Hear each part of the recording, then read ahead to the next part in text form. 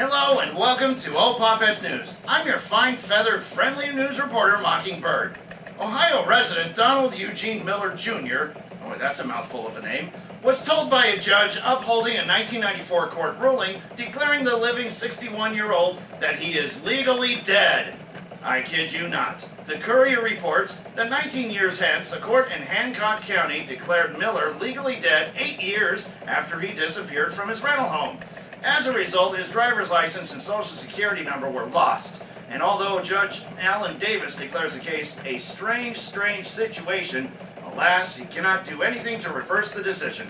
Even though witnesses of the court hearing can obviously see the man sitting in the courtroom living, breathing, and in good health, each state can make its own in declaring someone legally dead if that person has been turned up missing for at least 7 years, the absence is continuous, and a genuine effort has been made to locate the missing individual. Since all the criteria was met, Miller had indeed become declared legally dead. But where was this man during all this time? Well, according to Miller, he stated to the court that he was a recovering alcoholic and he abandoned his rental home while trying to recover. His return to the court was his only hope in getting his life back in order. Currently, Miller reports owing his ex-wife $26,000 in child support at the time of his death. Miller states that he was not even aware of his legal death until his parents told him about it when he finally returned to Ohio years after the initial report of his disappearance. And for all you younger audiences out there, looks like PETA is at it again with Pokemon. An angry mother who represents the people for the ethical treatment of animals was outraged when she discovered her daughter to receive a Nintendo 3DS XL and a copy of Pokemon Y for her birthday. The daughter, who was a fan of the Pokemon franchise, began eagerly playing the game. All was well with the young daughter until her mother discovered what Pokemon was really about. This angry parent reported that she saw the Pokemon cartoon was even worse, for all it took was her to see a frightened Cubone being chased by Team Rocket and its parent Marowak intervening to save him, which eventually resulted in heroic Marowak's off-screen death. Another scene in the cartoon depicted Squirtle and a Charmander in a conflict, and the trainer just standing there watching it all happen. And according to the PETA member, the cartoon displayed an extremely cruelty to animals for showing a poor defenseless dog that had been skinned from the head, and neglect when the trainer's pet turtle ruthlessly pounced and attacked an orange dragon and did nothing to stop the conflict, which also sent the wrong signals to the mother that the two characters were engaging in a provocative display of dominance and rape.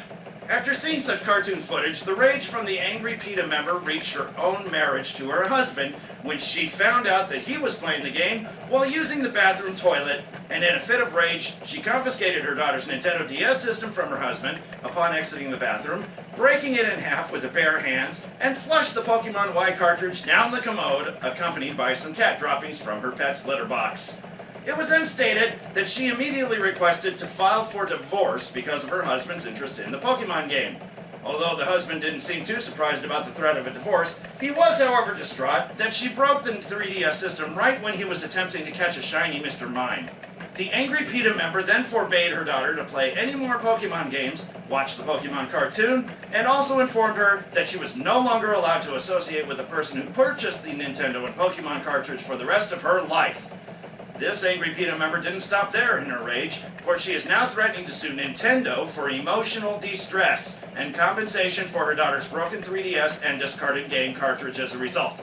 She even took her lawsuit one step further and threatened McDonald's with a lawsuit for the distribution of Pokemon toys and promotions to add to her emotional stress claim. This is yet another example of how one of Nintendo's most popular trademark is once again becoming involved with angry activists taking pleasure in jumping to insane conclusions. I just hope her daughter doesn't ask for Grand Theft Auto 5. And in local news, Wiccan Kurt Bond, age 29, returned home to Ohio after attending a humongous Monster Mash and Bash party in Hell, Michigan. Arrived home to an empty old Pawpets studio, only to find that his fellow comrade actors, me included, have been captured. Although Jigpaw's identity had been recently revealed to have been Rapid T. Rabbit, Kurt immediately began searching for his friend's last whereabouts. Coming across the Rabbit secret room, he discovered the bodies of his fellow friends alongside the friends of other shows within the Furry Broadcasting Network.